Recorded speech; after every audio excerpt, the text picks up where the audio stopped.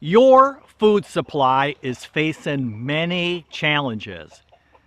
They're gonna blame it on things like climate change, yep, and the political instability we are experiencing here in the US, right? And even globally too.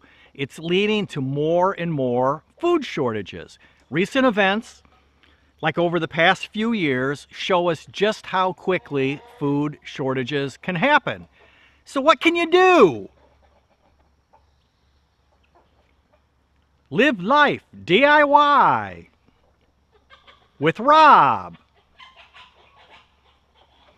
What do? You grow your own food. You taking control of your food supply by growing your own food. You know, growing your own food, it's going to help you be more self-sufficient. That's the whole point, right? And you will be eating fresh and healthy food. Does anyone really know where all that food in the big box stores comes from? I sure don't. Growing your own food is a great way to take control of what you eat. You know what you're eating, right? And your family are eating fresh and healthy food. Food free from harmful chemicals and pesticides. Growing your own food can save you money once you get good at it. We all joke about eating that $5 tomato, but the truth is, once you have established a garden, you can harvest fresh produce year after year without having to pay for it, at the grocery store. A big part of the reason for food shortages is agriculture is the newest target for the climate change, folks. I almost said a bad word there. Cattle and methane is front and center, but all forms of farming, hey, they're under attack. Growing your own food is better for the environment. Hey, no need for transportation, no large-scale farm equipment. You using natural methods to grow your food, right? You are reducing the amount of harmful chemicals and you're reducing your carbon footprint. Garden here at home is a low-impact activity that can be done by everyone, young and old. Being outside, getting sunshine, fresh air, it's a great way to relieve your stress, right? Growing your own food is an awesome way to live a healthy lifestyle, saving you some money and really helping the environment. Win, win, win. One of the cats is rubbing my legs. So how do you prepare for food shortages? What do you do to start growing and raising your own food today?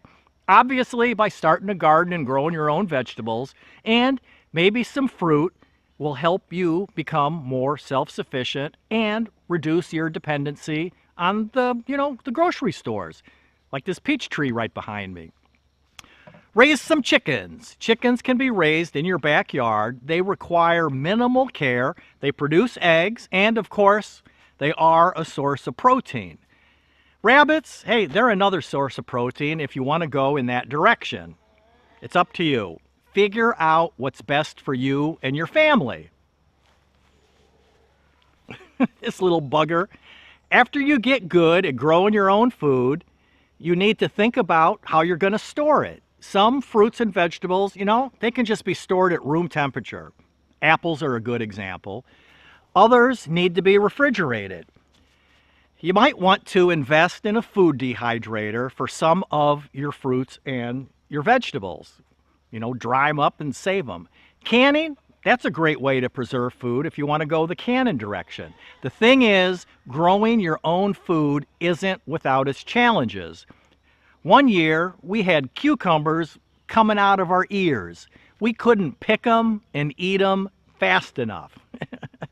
Cucumbers for dinner, yay! We made dozens of jars of pickles that year. Then, the very next year, our cucumbers did awful. The vines were pitiful, and the cucumbers, they rotted before they were even ripe enough to pick. So, from year to year, you just never know. I'm not a big fan of long-term food storage. For us, we think about what we want to eat in the coming year or so, growing enough during the summer to get us through that next winter. For example, we use 1 onion a week, so out in our garden, we got about 60 onions. You know, they're growing out there in the garden. So we have roughly one a week. If we do have a bumper crop of something, we might think about longer storage, like making the pickles, right? But we aren't doing any super duper long-term storage, like freeze drying food that'll last 25 years. That's what's really popular right now. You do what's best for you. Starting a garden takes time and effort. It's a steep learning curve. What works, and what doesn't work. But the benefit for you and your family, it's going to be worth it. Planting fruit trees is great, but it might be years before they produce. Same thing with berry bushes, right?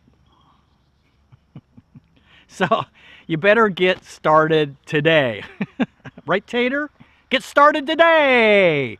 Keep an eye out for our next video. Freedom!